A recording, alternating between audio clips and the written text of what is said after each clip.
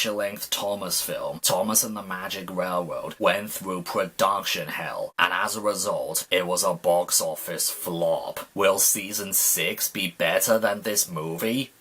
Well, it is. I mean, there's no magic anywhere here, so it's keeping the realistic consistency with the previous seasons. But I honestly think this is the first season to have a small decline in quality in some areas. The sets, for example, they still have a fair bit of detail in them. They are still using old locations, and some of the sets are really good, like this cliffside track, this coastal track, the smelter's yard, the viaduct, Tidmouth Bay, and Maithwaite Mines. But most of the other sets look simplified and basic compared to how they looked in previous seasons. For comparison's sake, here's Farquhar Quarry, Knapford Station, Dryall Station, the Incline Railway, Callan, Bolge's Bridge, and the entire Skarloey Railway. And some new set pieces like the Chocolate Factory and the Tipper's Loading Ramp are just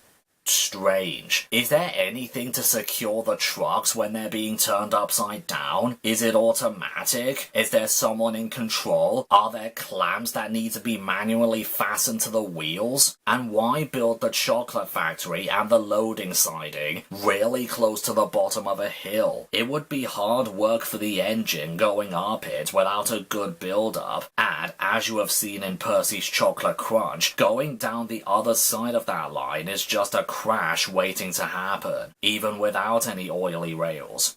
Another slight decline in quality is with the writing, or the episodes themselves. Most of them seem to use less of Audrey's style of writing and use more, say, simplified, moral-centric stories. You know what I mean? Like, a lot of episodes end with the characters saying sorry to each other, or being very happy at the end, and a couple of episodes have a few continuity errors and inconsistencies, like Percy delivering the mail during broad daylight in A Bad Day for Harold, Stepney appearing in 2 episodes on the Fat Controller's Railway without any reason why, Gordon stating that Edward is too old and should be retired, after Edward's exploits and old iron, and the Fat Controller stating in It's Only Snow that this old rusty snowplow is the only one they have, completely forgetting about the blue one Thomas already has. And there are some episodes that just rubbed me the wrong way. Thomas, Percy and the Squeak and Scaredy Engine, just because Thomas was being a dick to Percy when it was really uncalled for. Middle Engine, because no one at the coaling plant noticed this bright green engine on the loading ramp, and how they had downgraded Arian Burt. Twin Trouble and Buffer Bother, because they are both literally the exact same episode with the exact same premise and payoff. Although at least Twin Trouble has less repetitive dialogue in it. I'm going to get new buffers, he gloated to Bill.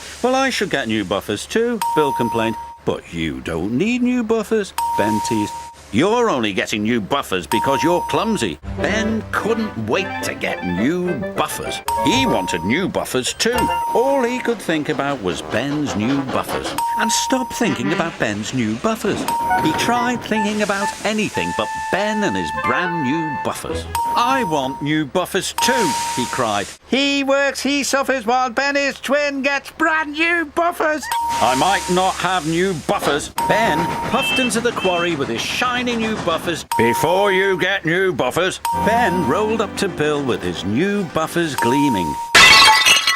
The aforementioned It's Only Snow because of the snowplow error, and the fact that Thomas is happy to not wear one at the very end despite his struggles to get to the village. James and the Red Balloon because it felt rather shallow and it didn't really go anywhere. And of course, the entirety of Rusty Saves the Day. So, the Fat Controller wants Rusty to work at the quarry more than helping on Skarloey and Rheneas' line, so he closes the line down to make him work there?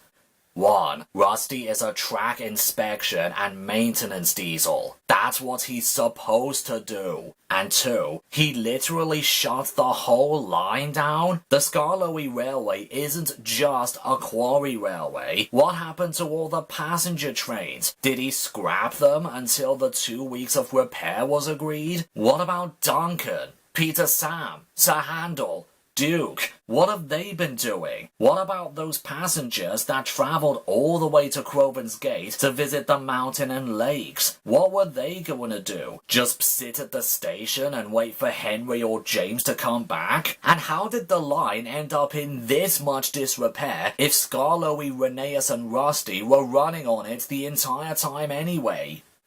Being inconsistent or forgetting a minor element is one thing, but this one 5-minute episode just melted the face of continuity.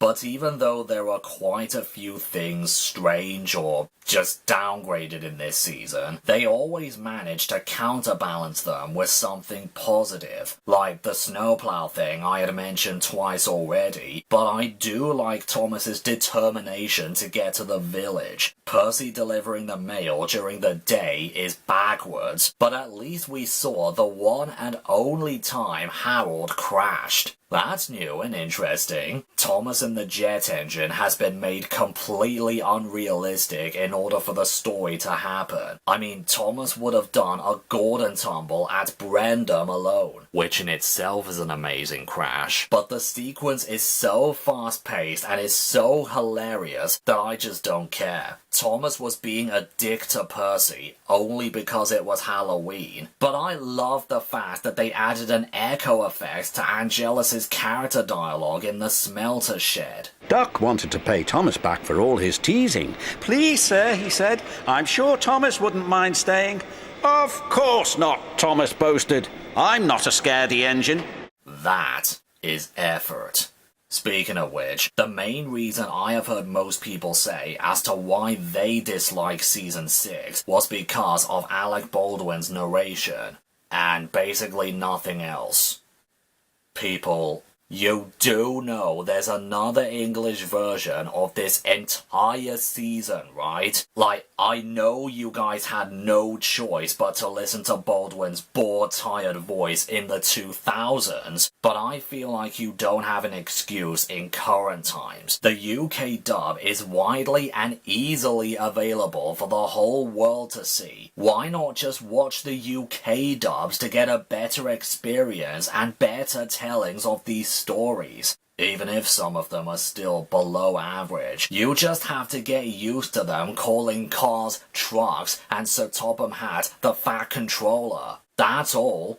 As for the songs, well, some of them aren't as good as most of Season 4 and 5's, but the others still have that Mike and Junior catchiness to them. My favourites from this season are James the Really Splendid Engine, Never Never Never Give Up, Winter Wonderland, Boo Boo Choo Choo, and my favourite, Down by the Docks. Down by the docks, that's the place to be. Down by the docks, gateway to the sea. Down by the docks, down by the docks, down by the docks is where we want to be.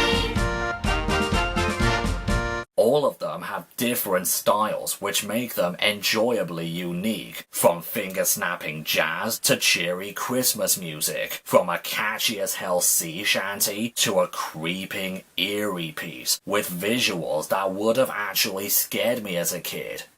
Boom! Jesus! So overall, Season 6 is a bit of a downgrade. It's still a good season, mind you, but it's not as good as Seasons 2 or 5. Now, some of you might be thinking, hey, you've forgotten to talk about 2 certain episodes and the characters in them. I haven't forgotten them. I am saving them for tomorrow. Why?